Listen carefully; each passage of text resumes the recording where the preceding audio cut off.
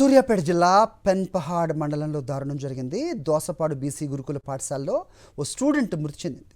గత 4 రోజులుగా అనారోగ్యంతో బాధపడుతున్న సరస్వతి హాస్పిటల్లో చికిత్స పొందుతూ చనిపోయింది.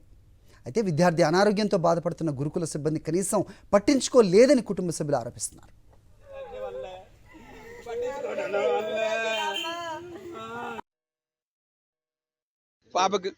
పాపకి ఎలాంటి జ్వరం లేదు, ఎలాంటిది లేదు.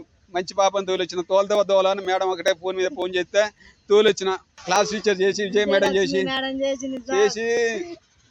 పాపకు జ్వరం వస్తుంది, వచ్చి తీసుకుపోండి అంటే సర్లే మేడం మరి తీసుకుపోతా, తొందర రాండి అన్నది. ఈడికి రాగానే